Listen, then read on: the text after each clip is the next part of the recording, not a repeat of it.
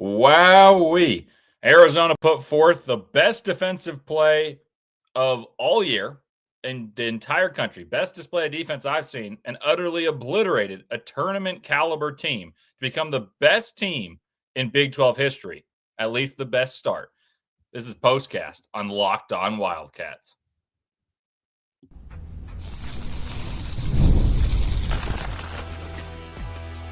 You are Locked On Wildcats, your daily podcast on the Arizona Wildcats. Part of the Locked On Podcast Network, your team every day. Welcome into Locked On Wildcats. Leif Thulin with you here. What a demolition that was. Arizona thoroughly dominates this game from the get-go. Started off poorly from the field, but Arizona suffocated Oklahoma State, a team that scored 99 points in their last outing, upsetting a top 20 team in BYU, and Arizona held them to under 50 points.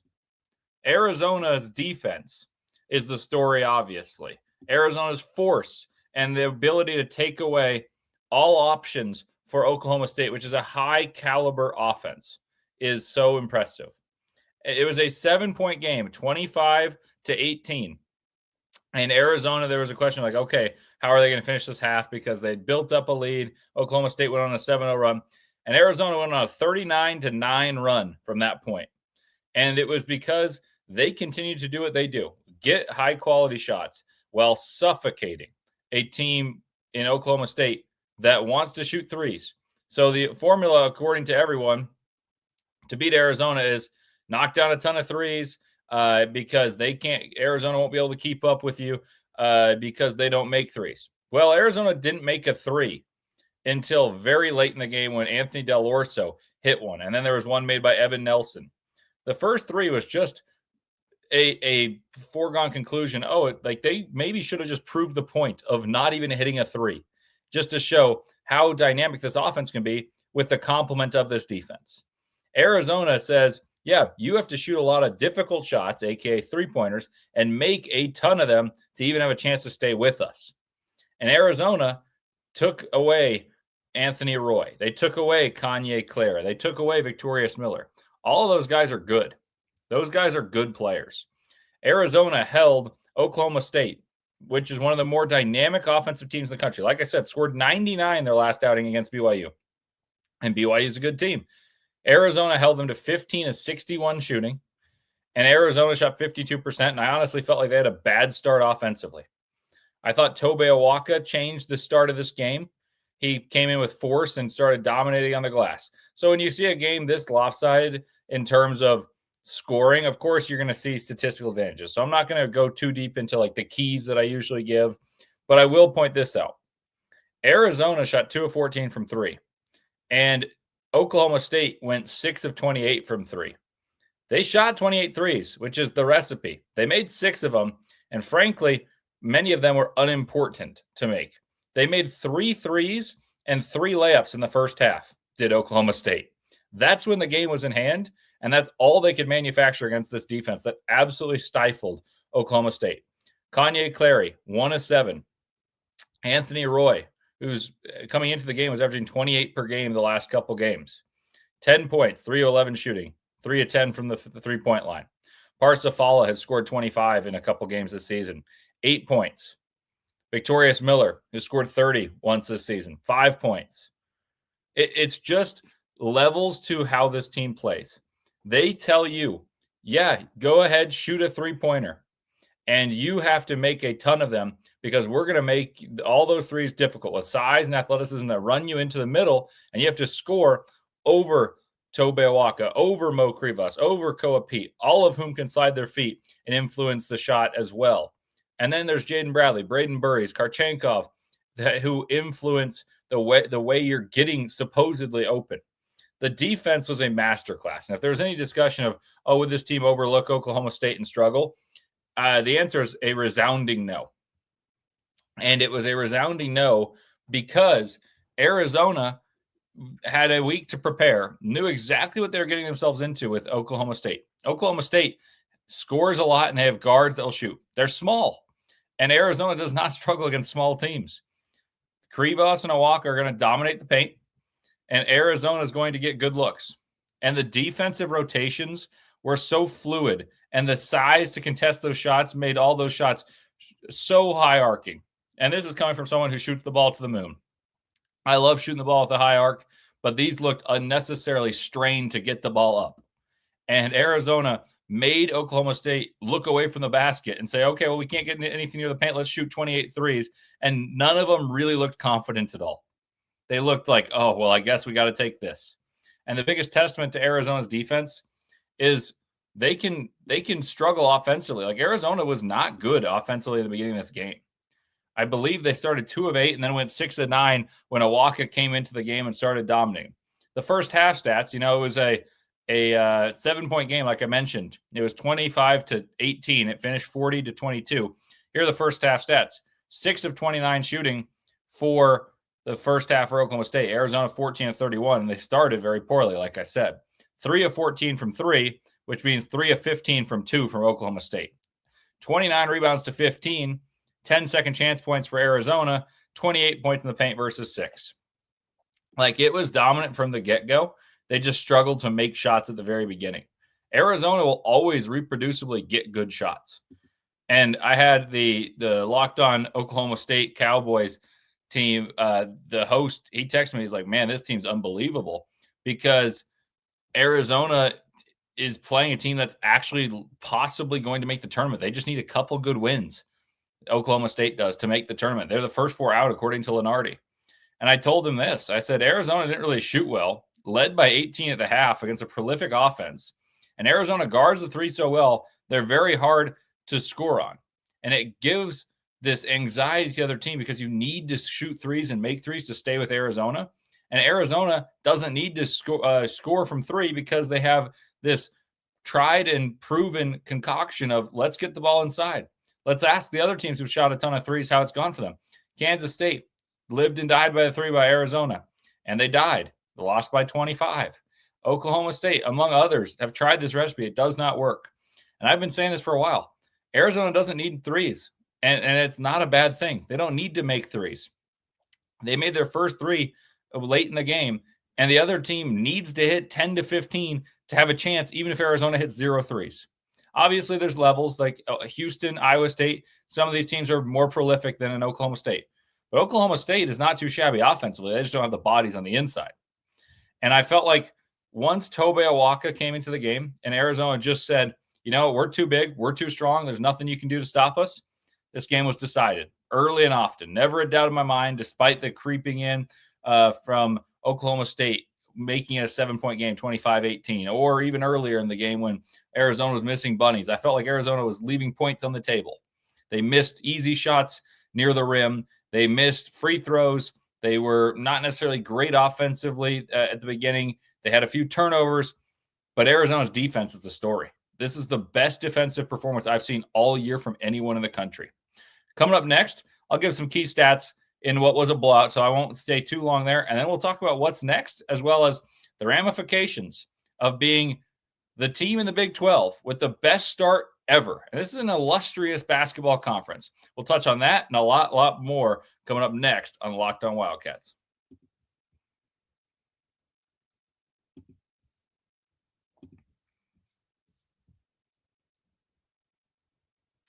Tax season doesn't have to take over your life. This year, TurboTax is making it easier than ever to just hand things off and move on with your day. With TurboTax full service, you can have your taxes done for you by a trusted local expert, start to finish, without the stress or the guesswork. So instead of spending hours trying to figure out forms, you can meet with a local TurboTax expert in person or connect online, and they have everything that they can handle it all for you with W-2s, self-employed forms, whatever it may be, and they'll work for you to get every deduction that you deserve.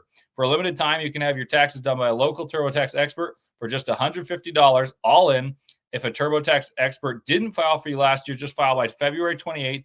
Take taxes off your plate and get back to your life. Visit turbotax.com/local to book your appointment today. I also want to tell you about FanDuel because it's one day away from the Super Bowl. It's one final Sunday, one last kickoff, the final chances to get in on the action before the NFL season officially comes to a close. This is Super Bowl 60, and FanDuel is making sure you're right in the middle of it all with a special offer just in time for the biggest game of the year. This is where predictions turn to plays, stats turn into storylines, and every snap feels bigger. So if you think Jackson Smith and Jigba's going to have a great game, this is the place to bet it. It's the perfect way to cap off the season and make the Super Bowl even more exciting from kickoff to final whistle. And if you're a new customer, just bet $5 and get $200 in bonus bets if you win. Make it count, because after the Super Bowl, the season's over. Football's done. So last call for football on FanDuel, and a Facebook partner of Super Bowl 60. Visit FanDuel.com to get started.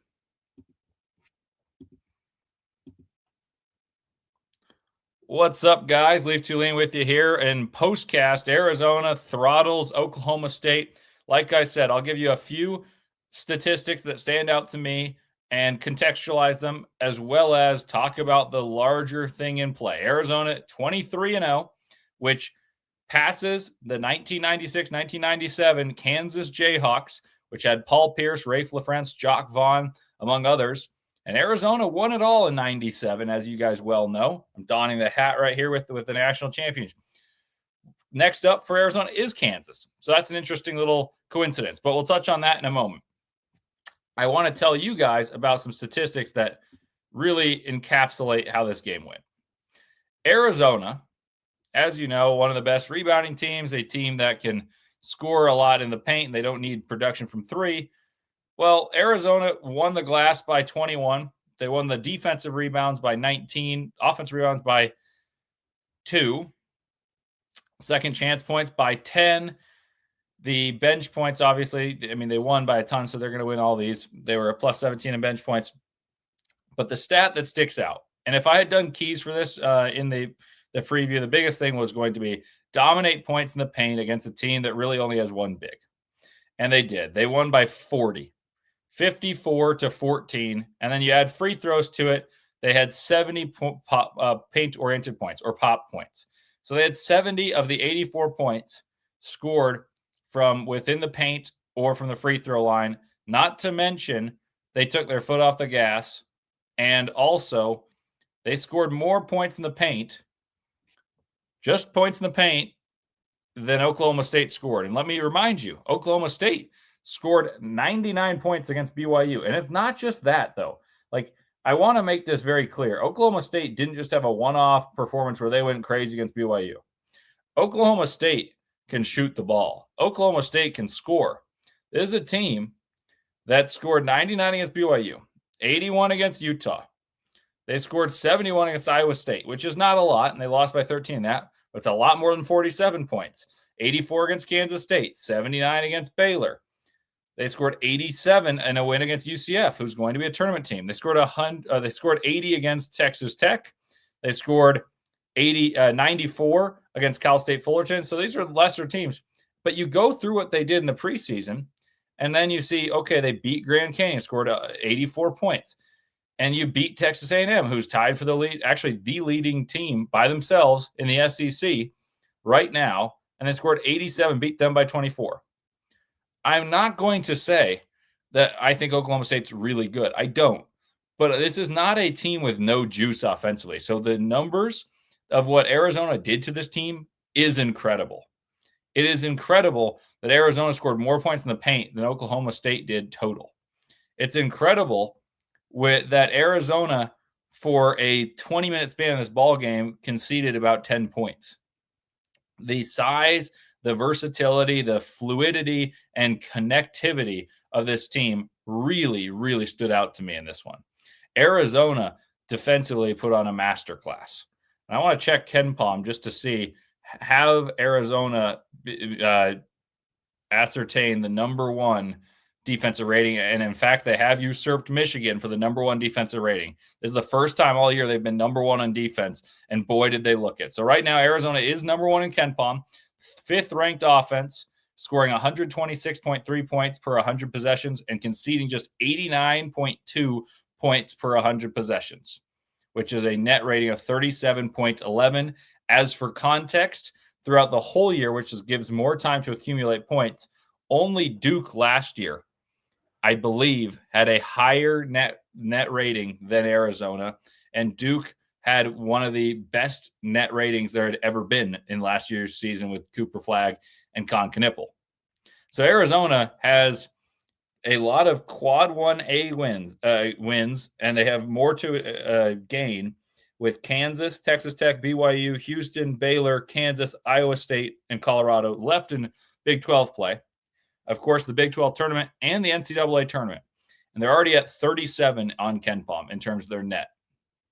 This is an elite team. And that brings me to this point.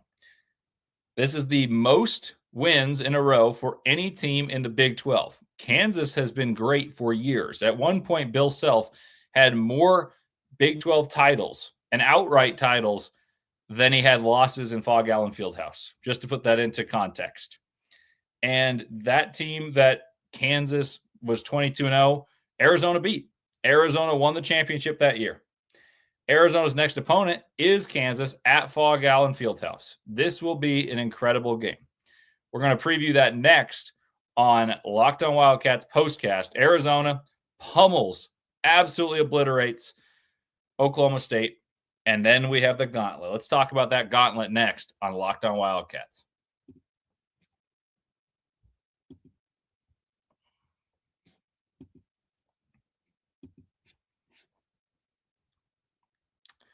This is Mazda's moving the game forward for those who show there's more to the score than just what's on the screen. And today, I'm going to shout out the whole team, conceding just 47 points against Oklahoma State. These remind us of what it really takes to raise the bar. It's that extra work off the court, dialing in every detail, giving it that extra fire, that grit, and I never quit. We put that same passion into every model. Highlights make the reel. What it took to get there makes it count.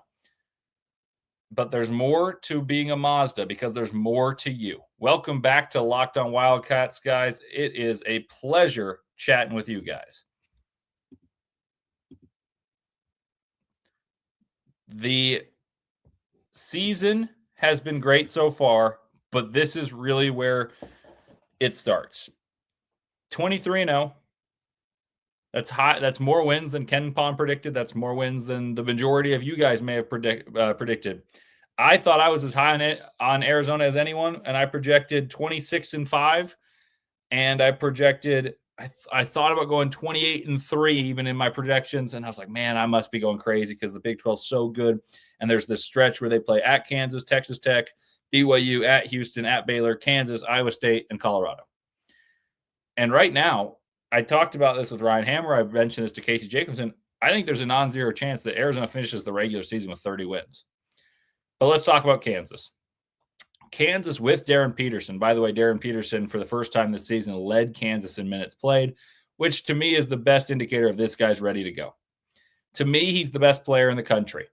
I think Cam Boozer is actually the best player in the country because he consistently does it. But if you ask me for one special performance from one player, I'll take Darren Peterson as my pick every time. Darren Peterson's unbelievable. I think matchup-wise, even with the allure and the history and all the ghosts everyone's seen at Fog Allen Fieldhouse, where no one goes in there and wins. Here's a stat for you guys about Kansas. Kansas, under Bill Self, not a single coach that Bill Self has coached against has won twice in Fog Allen Fieldhouse. Just think about that. Bill Self's been there a long time. There's been a lot of games in Big 12 play. Not Scott Drew. None of these guys, not Huggins when he was at West Virginia, none of these guys have beaten him twice. So it is a fortress. It's a house of horrors for everyone. And I'm not going to be one to not think about that. But matchup-wise, I like the matchup for Arizona. And here's why. Arizona has the size to limit what Kansas does at the paint. They're not a prolific three-point shooting team. Darren Peterson makes them a lot better in that regard, but Kansas usually beats teams with their size in the interior. They take away the rim well. Well, Arizona's better at taking away the rim than Kansas. Kansas does a lot of things with high lows and feeds the ball inside to bigger players like Flory Badunga from Bryson Tiller. Arizona's bigger than those guys. So I don't think a lot of what they do as their staple offense works. A guy like Melvin Council, who's kind of the heartbeat of that team, is someone who's a slasher by nature. Those type of players against Arizona have really struggled because of the size to influence shots. So I do think Arizona is a better rebounding team. They're a little bit bigger, both in terms of height, but certainly in terms of girth, in terms of stature. Arizona's bigger and stronger than Kansas. Darren Peterson is the most talented player on the court and the best player, but I think it would go Darren Peterson, and then you get Bradley, Koa Pete, Braden Burries, maybe even Krivas, and then Flory Badunga probably, and you could make the argument like, what about Tobe Awaka? Flory Badunga is awesome. I think he should be an all-conference player this year, but Arizona's probably got 6 of the best 8 players in this game. And that's not something you should usually say about Kansas. It's not that they're under-talented. It's that Arizona is extremely deep and extremely talented, and they play well together. One note that does concern me is Koa sprained his ankle, but he came back and played, and that really, really gave me some hope that he will be good to go and ready to play in this one, because his ability to score and use force to generate shots will really be important against Kansas, because Kansas does a great job defensively. Kansas is one of the better defensive teams, and Flory Badunga had 7 blocks today. And he guarded A.J. DeBonsa, locked him down. He guarded J.T. Toppin, locked him down. Arizona doesn't have one guy to lock down, but he's someone who can influence the shot chart, just like Krivas. So if Arizona can get Flory Badunga in foul trouble, can win the glass, I really feel good about it. This is a game where I don't think you need to make a lot of threes. I think it'll be a lower scoring game, despite pace probably being pretty high. But they need to win the glass, and they need to get to the free throw line and convert from the line, whereas they missed a couple today from good shooters, and that was concerning to me. I do think that Aristode looked better today. I thought defensively he was very, very good, just like everyone. And Del Orso hit that 3, and you saw his big fist pump, and I think that means something. I think he knows through this gauntlet of Kansas, Texas Tech, BYU, at Houston, before going through the next 4 games as well, he needs to be there and knock down some threes. They need some form of, wow, someone off the bench can really drain triples. It's not that they have to hit them, it's the threat of hitting them. And against Kansas, what my expectation is Badunga guards Pete and Tiller defends Krivas. And I think you're probably getting Trey White on Burries, Council on Bradley, and Peterson on Karchenkov. And as for Arizona, I think the expectation will be that Karchenkov defends Peterson for the most part, but you'll also get plenty of Bradley. And the big thing about Peterson is run him off the three-point line. Make him work very, very hard for mid-range jump shots. I'm very excited. That's a Monday night game at Fog Allen Fieldhouse. And Arizona's 23-0, the best team in basketball.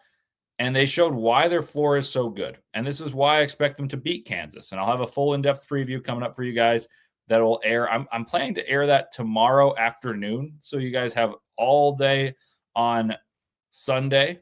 I know the Super Bowl's happening. Maybe I'll put it after the Super Bowl, so it airs from evening until the game Monday evening. So evening to evening. But I'll give a spoiler alert. I think it's going to boil down to, can Kansas have anyone score of their own volition and own creativity other than Darren Peterson? So locking down Melvin Council is going to be the key. Keeping Bryson Tiller out of knocking down some shots is going to be the key for Arizona. Keeping Trey White in control and not turning the ball over will be the key for Arizona. I think Arizona's balance and then having greater size than Kansas, who relies on size a lot for the way they win and the way they dominate defensively, mitigates the advantage that Kansas typically feels. And then now it's let's call it a draw, even though I would say it leans towards Arizona favor.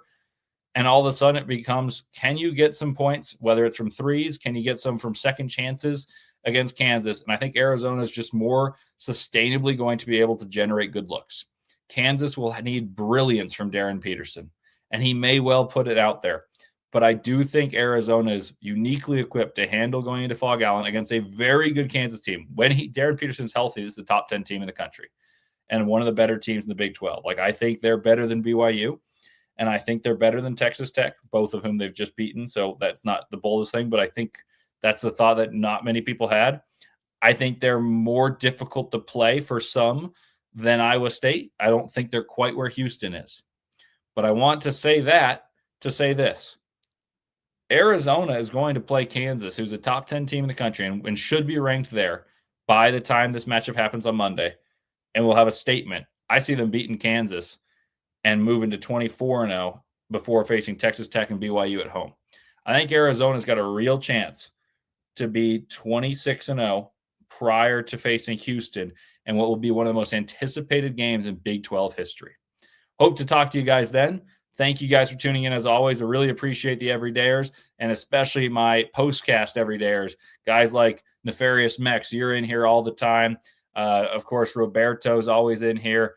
And I don't see Tyler in here, but I'm surprised because that guy's always alive in these things, talking ball. And I really appreciate each and every one of you guys who are in the postcast and commenting on the daily show. So make sure to tune in to the in-depth preview of Arizona and Kansas. And of course, I'll have a postcast right after that, after hopefully winning the 24th straight game for the Arizona Wildcats. Thank you guys for tuning in. Enjoy your weekend. Enjoy the Super Bowl. I'm going to tune into to Duke and North Carolina, Illinois and Michigan State, and Houston and BYU the rest of this evening. So great hoops for me. Hopefully a great weekend for you guys. Thank you guys for tuning in as always.